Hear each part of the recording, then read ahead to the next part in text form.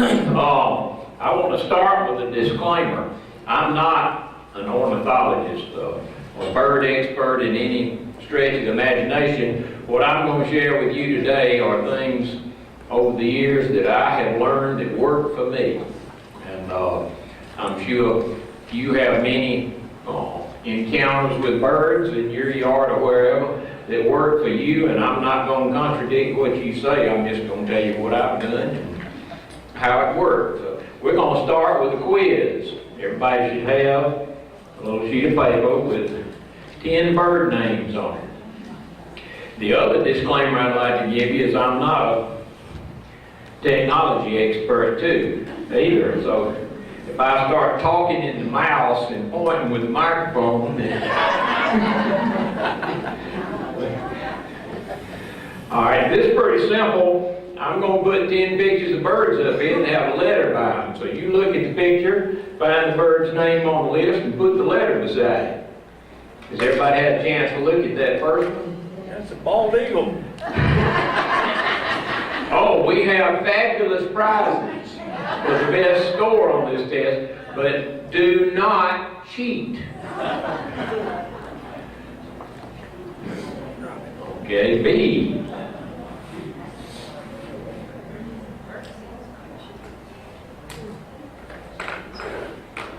C. Of course, that one we've already had it.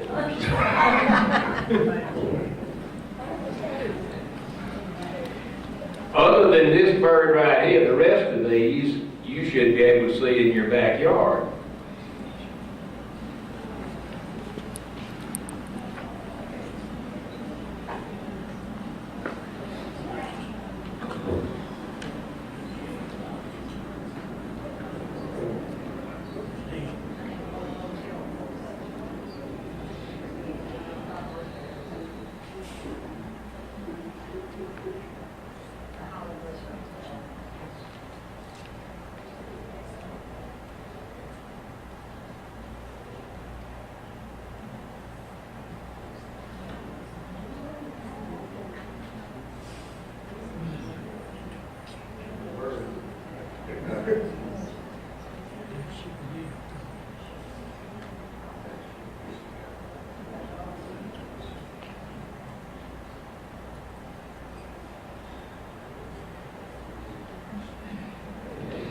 Same bird, male and female.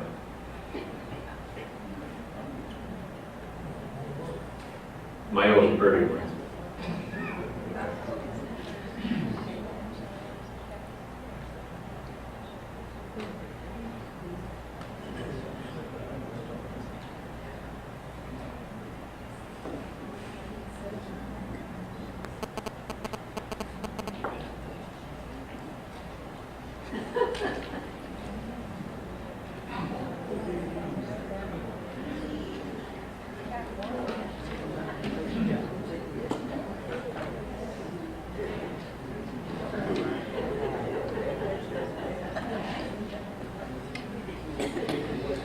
Okay, now we're going to check your answers.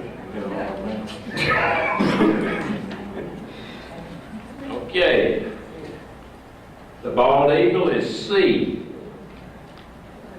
I think even Royce got that right. Chickadee is F. And that's a Carolina chickadee. I'm going to get big. The mockingbird is I. Robin is B. Brown thrasher, which is our state bird, is E. The towhee is H. That is a rufous-sided towhee. The goldfinch is A. The blue jay is D. Carolina wren is G, and the pileated woodpecker is J. How many people got a perfect score? I'm sorry, we only have 3 prizes.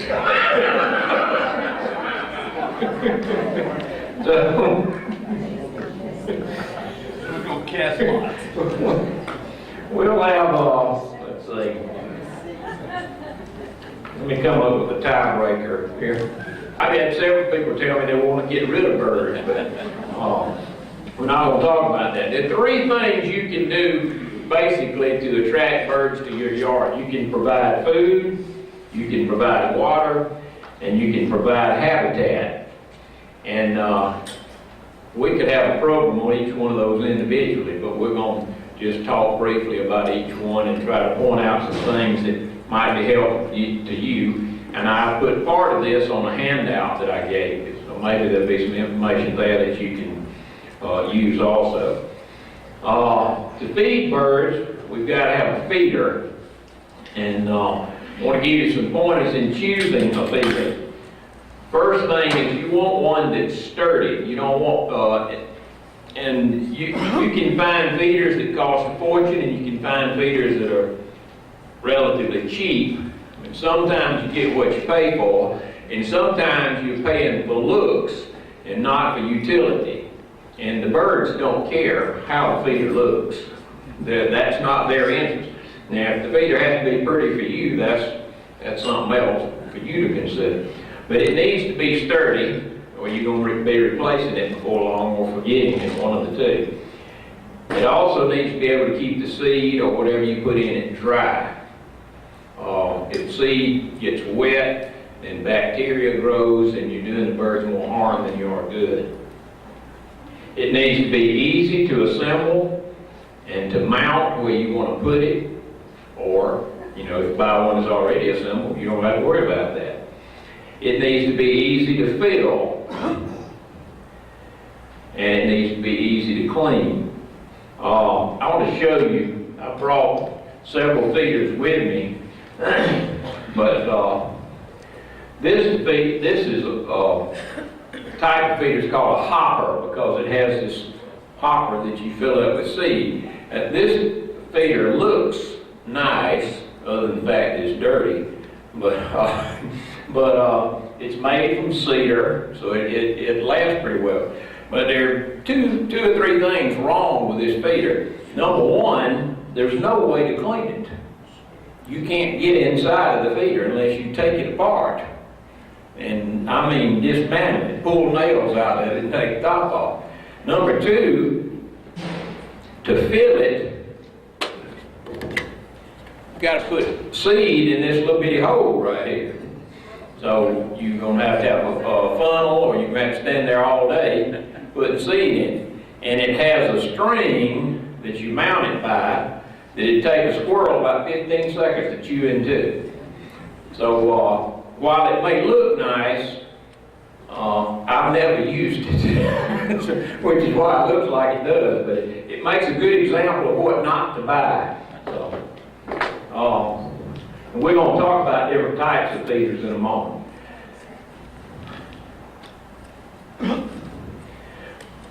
This moment, right now.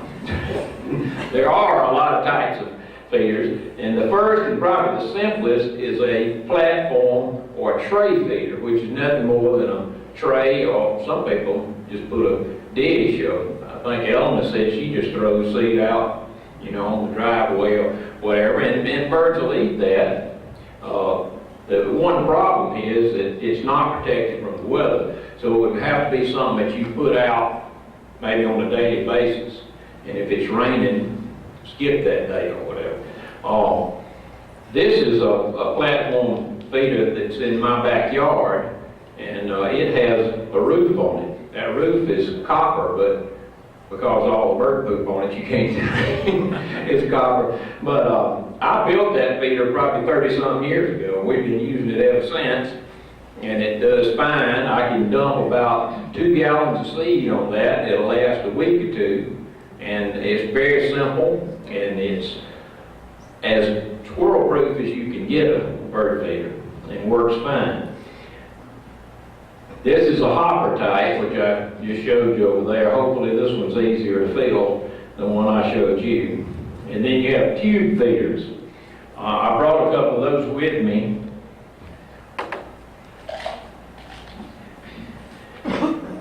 This is a tube feeder that holds sunflower seed, mixed seed, most of the types of seed that you would find wherever you go to buy bird seed. The outlets and the perches are metal, so squirrels can't chew them. The lid is metal, and squirrels can still, if it's not a baffle, a squirrel can get on this feeder and get seed out of it. But it's pretty tough for a squirrel to chew it up, and that's one thing you're trying to prevent. This is basically the same feeder, but this feeder is made to hold thistle or niger seed, which we'll talk about in a moment, which is a favorite of goldfinches. And it has very small holes for the seed to come out of. The perches are about the same as the other. And those are tube feeders. Now I've lost my mouse, so.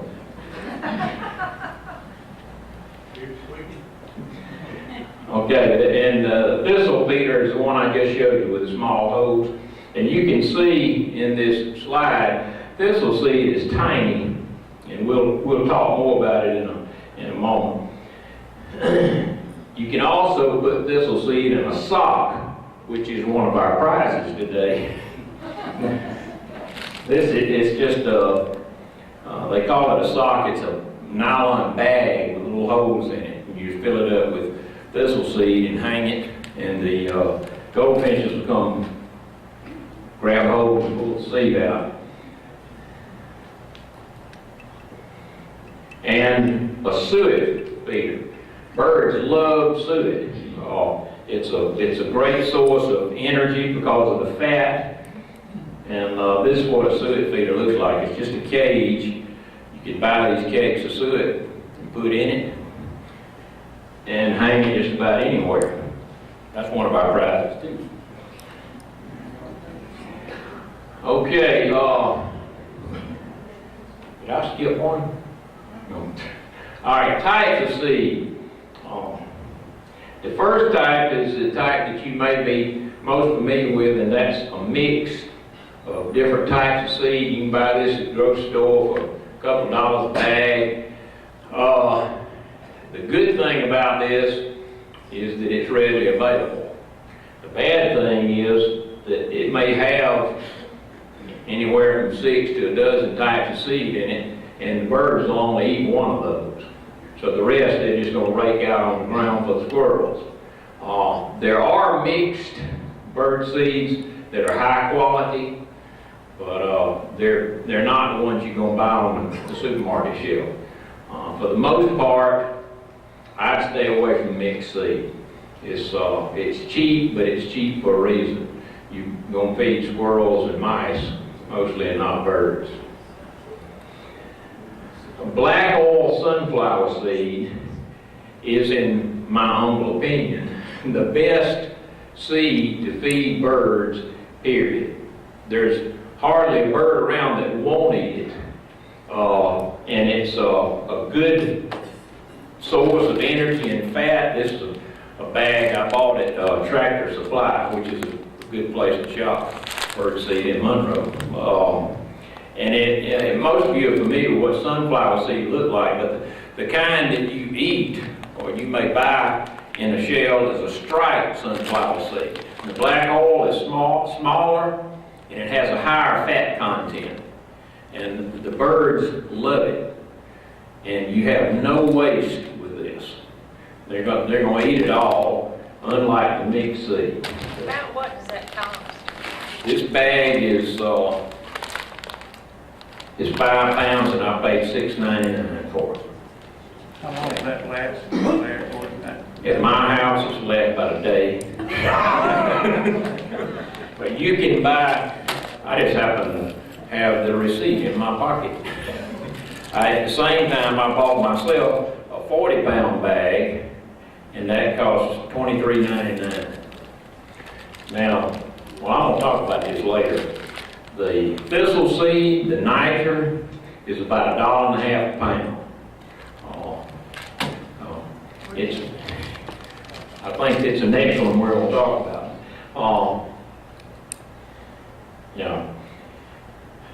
Goldfinches love thistle seed, and if you put a thistle feeder out like the the one I showed you over here, the tube feeder that holds thistle seed,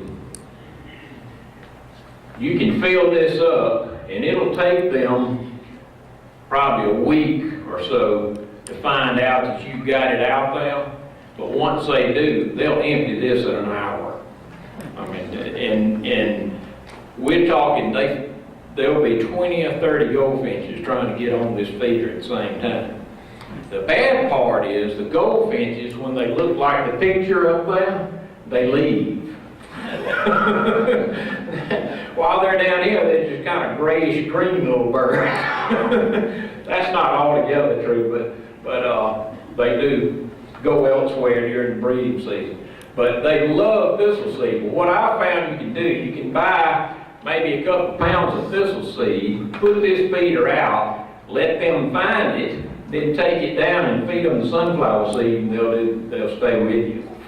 But it costs you a fortune to fill this thing up and keep it full, you know, for goldfinches. Now, house finches, purple finches, they'll eat thistle seed too, and there's a little bird called a pine siskin that sometimes flocks with goldfinches, but you may see thousands of them one year, next year you won't see a one.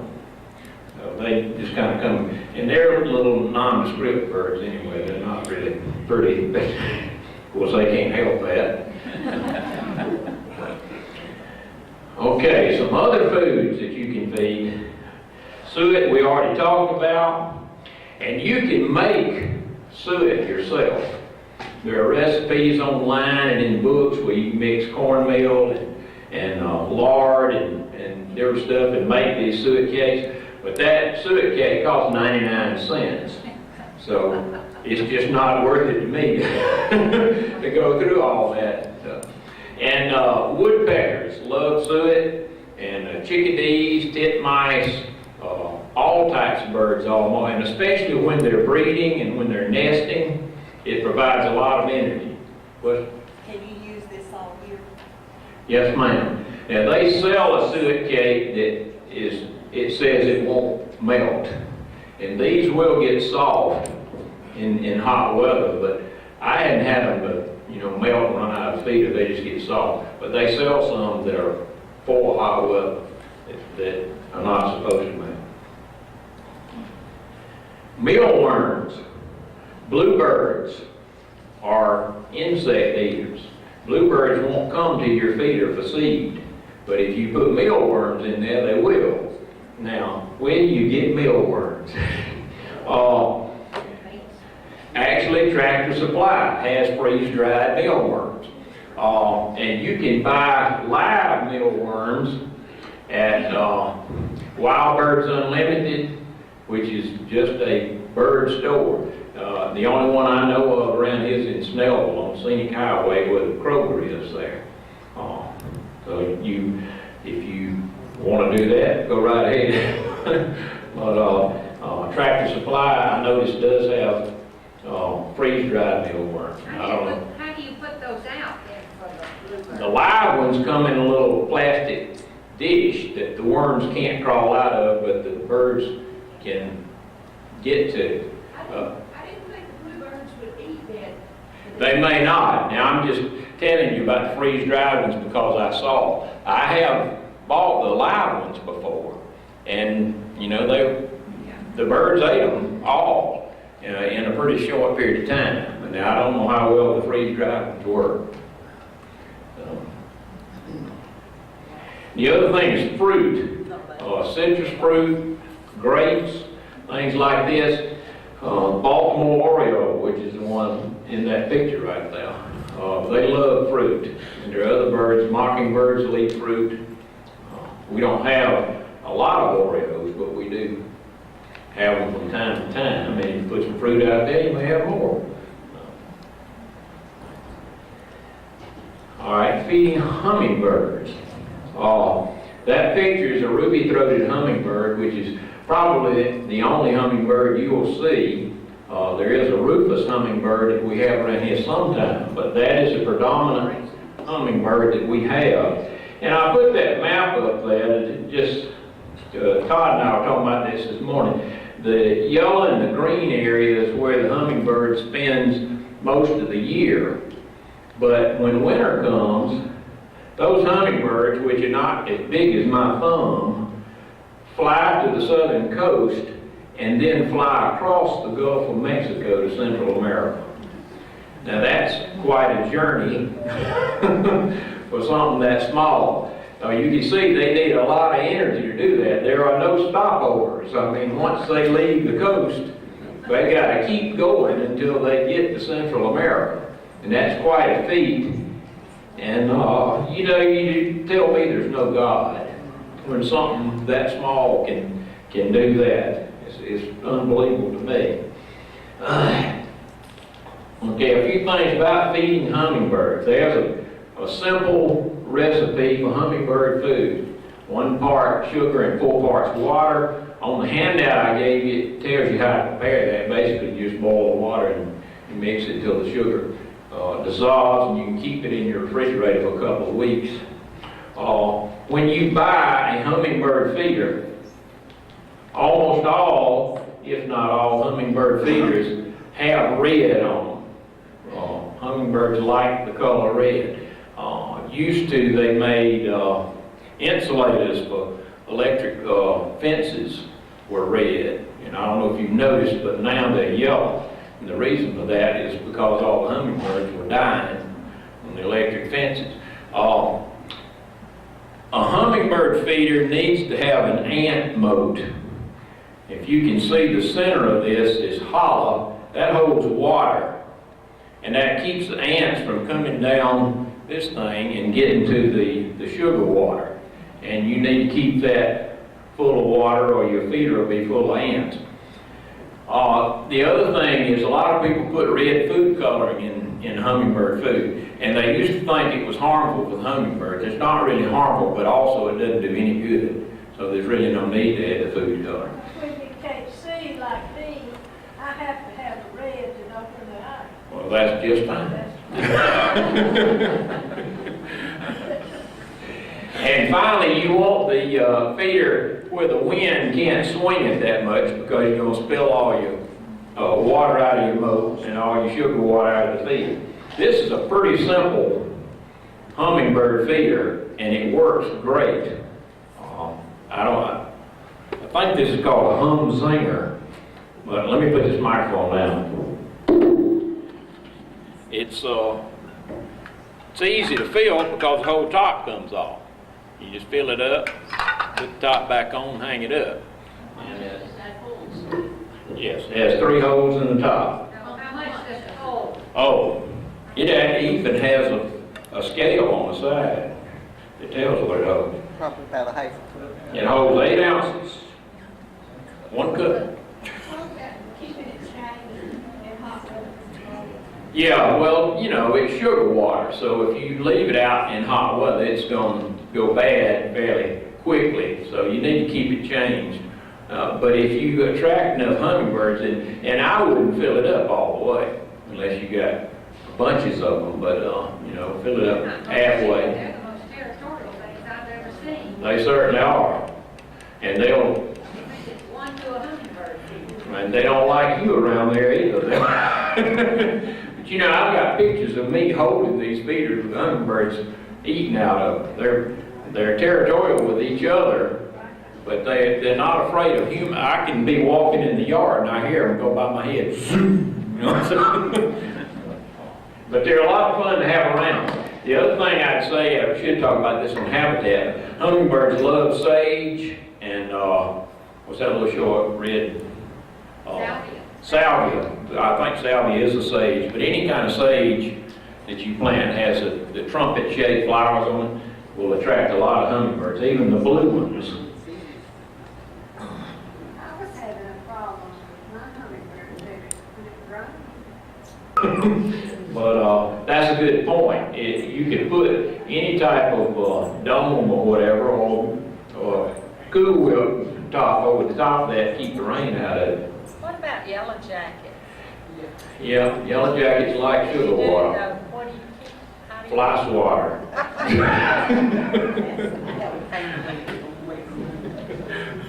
Spice water. Okay, where do you put your feeder? You know, I've got squirrels and deer here, but Lolo Ford, she lived in the mountains, he's passed away now, but he said he couldn't have bird feeders because the bear would empty them all. But we don't have any bear yet, but first, it needs to be in a quiet place, and it needs to be a place where you can see it to enjoy it, and it needs to be where you can feel it easily. So you don't want to mount the feeder 15 feet in the air, you know. So have it where you can see it, and you can get to it to fill it up. It needs to be less than 3 feet from any large windows, and that's because birds fly into windows. And if they're closer than 3 feet, they're not going full speed, so usually they just bounce off. Now, if you put the feeder 10 feet from the window and the bird hits the window, that's probably going to be the end of the bird. They're going to break the neck. And there are hundreds of thousands of birds that die every year from flying into windows. And usually those windows belong to well-meaning individuals who are trying to feed them. But be aware of where you place the feeder. And now, if you've got the feeder 40 feet from a window, the bird should be able to figure out somewhere to go besides the window. But if you're going to put it where you can see it, it needs to be close enough that the bird can't get up ahead of steam before he hits the window. Now, what if they do hit the window? What do? If they live, the best thing to do is nothing. Leave the bird alone, and when he comes to his senses, he'll fly off. The caveat to that is if you have a cat, or there are cats in your neighborhood, then if you can put, say, a colander or something over the bird until it looks like it's coming to life and can fly again to protect it from the cats, then that would be a good idea. If it's winter time, bring it in and put it in a laundry basket with something over. They should go in the shop. Yeah, the cold, if they're unconscious and it's cold, it's hard for them to survive too. So you could try bringing them in a towel or something, but be aware that they will come back to life. So you want to have control of them if they're in your house. It needs to be close to cover. Birds like cover, and by cover I mean shrubs, trees, places that they can hide from predators. So put your feeder in, and also birds eat seed in different ways. A bird like a cardinal will pick a sunflower seed up and stand it in your feeder and bite the hull off and eat the seed. But a chickadee or some bird like that, they don't do that. They go get the seed, they put it between their feet and pick the cover off of it. So they need somewhere that they can do that. And a lot of them will do that in nearby trees and all. Blue jays eat seed the same way as the chickadee. So it's good to have cover around the feeder. But you want the cover 8 feet away or you're going to be feeding squirrels. Squirrels in our neck of the woods are a continuous problem when you have bird feeders. And a squirrel can jump about 8 feet from an object, say, that's level with your bird feeder. Let's see, I think I got, yeah. This is a good rule of thumb right here, to have your feeder 8 feet from anything that's horizontally available for the squirrel to leap off of, at least 5 feet from the ground, and that says 6 inches from the tree limb. I'm not sure that's enough, but if that baffle on top of that feeder works, I guess it would do okay. Okay, let's talk a moment about squirrels and how to stop them. This is a very good feeder. This is a Droll Yankee Big Top, and squirrels cannot get past this baffle. Now, I say that as a general statement. There may be super squirrel out there somewhere who would prove me wrong, but it's very difficult for a squirrel to come down a chain or whatever and get past this big top. It's just not easy for them to do. This is a good feeder. It holds sunflower seed. It has places on the side that small birds can grab hold. Larger birds can actually sit in the feeder and eat. So it's a good feeder. It's not cheap either. I mean, you can tell this one's got a little wear and tear on it. Has a hook on the bottom. You can hang a suet feeder from the bottom of it. But as far as a hanging feeder, and you can buy this baffle without the feeder. You could use this baffle on top of one of those tube feeders. Would work fine and keep the squirrels out. All right, now let's talk about squirrels that are coming from the ground.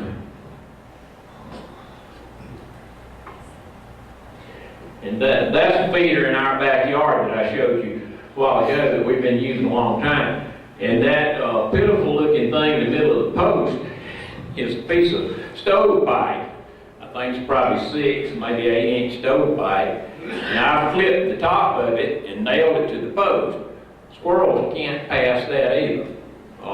If you put, and you've seen people that put flashing around their pecan trees and all to keep squirrels off. It's the same principle. But if you put the top of that baffle at least 5 feet off the ground, squirrels never get by it, unless Mr. Super Squirrel comes along. So if you can stop them from coming in from the top, and you can stop them from climbing the post, for the most part, you're going to stop the squirrels. So you have to kind of balance that with where you're going to put the feeder. Because you have, I mean, if you're going to put the feeder where you can see it, then the lights went out, then. They've been at. Oh, well, never mind. Maybe my lights went out.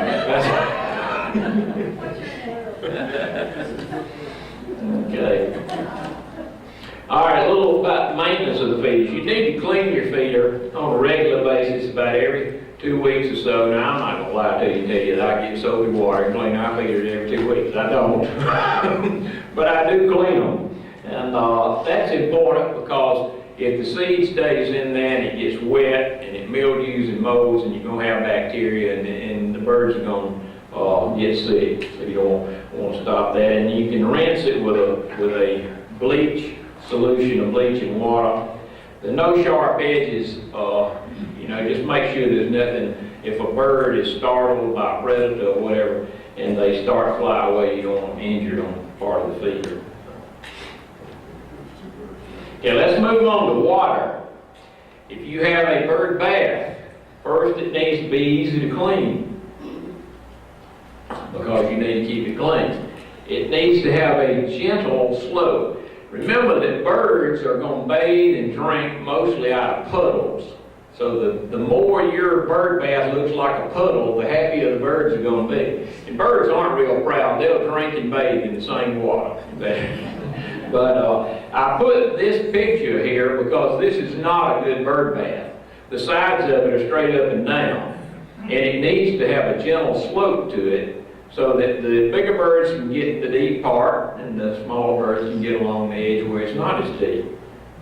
Here they don't have a choice. It needs to be tough. Now that's a pretty bird bath, but it's not very tough. First dog comes along, tries to drink out of it, it's going to flop over, or if a tree limb hits it, it's going to break. So keep that in mind when you buy that. And it needs to be close to the ground. Birds prefer, remember, puddles.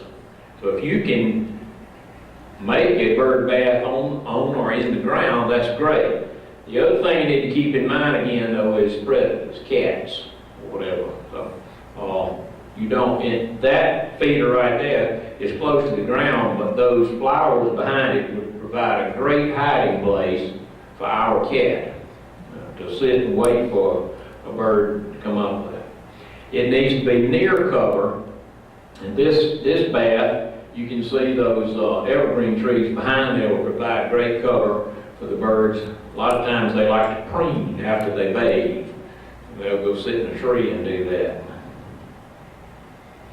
It needs to be near cover, but again, those little clumps you see around bird bath here would provide a great hiding place for a cat, not a bird. This is not the cover a bird is looking for. So keep that in mind. And birds love water that moves. If you've got a fountain, or you can put a pump in there that's going to splash the water, you're going to attract a lot more birds than you will with still water. And finally, of course, we don't worry that much here about freezing weather, but we do have some, and if you want to provide water during freezing weather, then you're going to need to use something to keep the water from freezing. That's a defroster in that picture. This is probably a lot cheaper one than that. This just lays in the bottom of the bird bath. You plug it in, and it keeps the water from freezing. It provides just enough heat to keep it above freezing. Now, this one is not thermostatically controlled. You plug it in, it comes on. But you can buy them that have a thermostat that will only come on when the weather's freezing. So I just have to go out and plug and unplug to get that to work.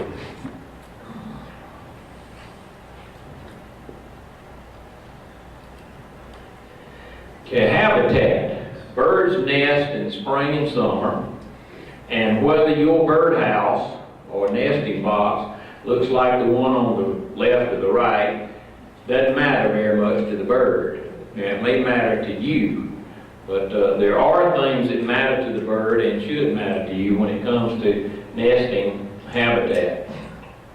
The other thing, and people don't remember this a lot, is that while they nest in the spring and summer, they're roosting somewhere all year long. They spend the night at some place every night. And if you provide a roosting box, then they'll spend the night with you. Now that's a roosting box. It's a little different from a birdhouse or nesting box because the entrance is at the bottom rather than the top. And on the inside, I hadn't got a picture of the inside. On the inside, there are perches rather than a nest where birds can sit and spend the night. And they also have hardware cloth screening on the insides of the walls where clinging birds can spend the night. This is a roosting basket, and Susan and I never had a roosting box, but we had probably half a dozen of these little baskets that we used to hang around the house on the outside. And I had one hanging on the house on our deck, and that basket would fill up every night with wrens. I mean, just a wad of them. You couldn't tell how many were in there. But I could go out and cook on the grill, and I wouldn't be 3 feet from that basket, and they never moved. They're staying the whole time I was out there cooking. So pretty neat thing to have around, and it provides, they sleep together like that, and share warmth and keep from getting cold. So remember roosting. Wrong button. There we go. And here's a website, and this is on the handout I gave you too, where you can find plans. Different birds like different boxes, and you can't build one for all, but you can find different plans at this website if you're a carpenter and like to do things like that. Let me show you a couple. This is a great bluebird house. All the dimensions are exactly like they should be. The holes are right size. The only problem is there's no way to clean it. It's the same as that feeder. You got to tear the thing apart to get the old nest out. So it's basically useless. Or if you go to buy a nesting box, birdhouse, be aware of things like being able to clean it out. This is a bird bottle. We bought the first one of these we had in Williamsburg, Virginia. I don't know if they originated there or not, but it hangs on the wall. And we have 3 of these at home, and every spring and summer they are full of wrens.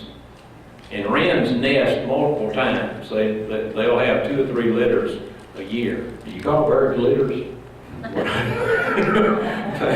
They have a lot of babies and all of our bottles are full, all spring and all summer, mostly house wrens and some Carolina wrens. These are neat little things, and they're fairly attractive, you know. Do they use the same nesting material more than one time? Not usually. It's best when they fledge to go ahead and clean the thing out and let them start. And they'll build a nest and not nest.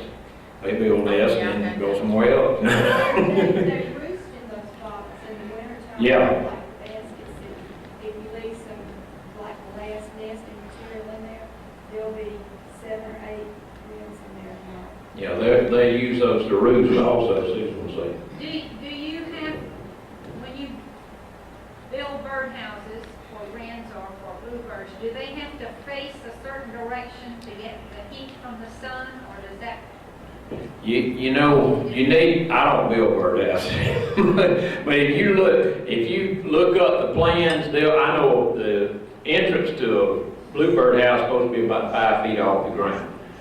But I tell you too, bluebirds eat insects and they like to nest on the edge of woodlands where there's a field that they can feed from. So if you've got a big yard with some woods on the edge, it'd be a good place. But if you don't have any open space, you're probably not going to attract a lot of bluebirds. The bottles too, if you hang it on up under the eave of your house, as opposed to, we hung one on a trellis one time, and snakes got in and ate the baby birds, so hang it there with snakes. The same with the bird houses and all, you need to be aware of predators, just like you are with the squirrels and the feeders. So snakes will come in and get the eggs or the baby birds. Okay, providing nesting material. Birds build nests from materials that they find in the area. If you can provide those materials, then birds are more likely to nest in your yard. And remember, even if you don't have a bird house, you have shrubbery and places that birds can nest that are naturally occurring. And that's just a list of some of the things that birds use to build a nest, and that's on your handout I gave you also. And just a little about habitat. We could have a whole other program on what to plant in your yard to attract birds, but just a few short things. Remember that native plants are good for native birds. The birds that are here for a reason, and one of the reasons is the plants that we have in this area. So plant native plants as much as you can, and plants that provide year-round food, flower buds, fruit, the nectar and sap, and even insects. Year-round cover that comes from evergreens, places that birds can hide from predators and roost, that don't lose their leaves in the winter. And plants that are winter persistent, that is, plants that carry over berries and fruit through the winter that the birds can eat. Hollies are good about that. If you have monkey grass, cedar waxwings will strip your monkey grass in one day, and you'll never know they're there. But they're beautiful birds. If you happen to see a tree in your yard and it looks like it's fluttering, it's full of cedar waxwings. And they'll, if you've got anything like a holly bush or monkey grass or something that has berries on it, they'll eat them all. And, a lot of times we never know that they are, but they're worth seeing. Dead wood. If you've got dead limbs on trees or dead trees that are not an eyesore to you, they're in an inconspicuous area, they're full of insects that birds can eat. So leave them as long as you can. And woodpeckers and other birds will use those. All right, let's talk just a minute about identifying birds once you get them there. You need 2 things to identify birds. One is a field guide, and the one I've got pictures up there, Peterson's, is probably the best there is. It's very simple, and it has drawings of the birds rather than photographs. let's see, this Stokes Field Guide has photographs of the birds, and you say, well, those have to be better than the drawings, but this is like a photograph of a human. It's just this one bird. And another bird that's a mockingbird may not look like this one. And what Peterson's does with the drawings is they take the unique identity or the unique clues about the bird and they emphasize them. And they even have arrows that point to them. So if I'm looking at a woodpecker and I see that it has one of these identity features that an arrow pointing to, that tells me it's that woodpecker. And so it just works better than the photograph. This is a golden field guide, which is much the same as Peterson's. Y'all are welcome to look at these. This is a National Geographic that I've worn out. And it's a good one also, but it's a little big to carry around with you. Another thing I mentioned is birding list. If you get into this, you can buy these little books and you can keep up with every bird you see, when you saw it, where you saw it, if you choose to do so.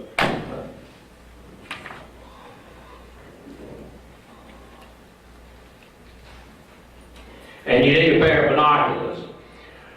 Now you say, well, bird's right outside my window, but sometimes it needs to be closer than that. But the binoculars you get for birding don't need to be the binoculars you use at the stadium in Athens. If you get sports binoculars, which are big, they're going to shake too much when you're looking at something close up. So it needs to be a smaller magnification than one you use for a sporting event. Okay, that's just showing you the way the Peterson guide points out different aspects. The other thing is, I say practice, just watch the birds and compare what you saw yesterday, what you see today, and keep going that way until you are confident in what you're doing. And the other thing is, nobody's going to know whether you're right or not. So if you don't know what a bird is, just make something up.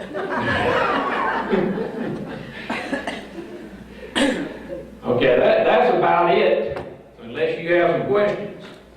What is that blue glass thing? Oh, well, that's another one of my disasters I was going to share with you. The wonderful people that I taught school with for 30 years, when I left, knowing that I was a bird lover, they gave me 2 of these hummingbird feeders, which are, blown glass, beautiful. They had little red flowers in tops of them. They've got a wrought iron hook you hang them by. Hummingbirds don't have any use for them at all.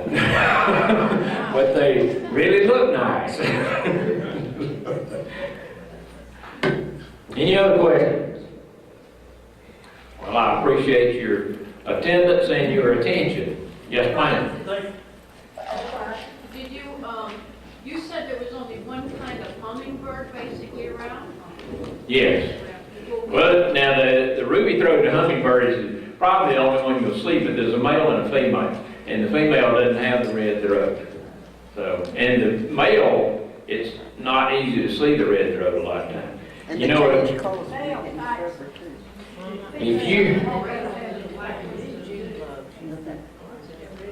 I did want to show you this. This is a bad bird. This is a brown-headed cowbird, and it's a parasitic bird. This bird lays eggs in other birds' nests, and their young hatch faster than the young of the birds that they're Robin. right. And so the other parents don't know the difference. They raise the cowbird and their young die. This bird is responsible for killing a lot of songbirds just through starvation and all. So if you see this bird in your yard, you have permission to kill it. Steve, go back to the, go back. I'm not sure I can go back.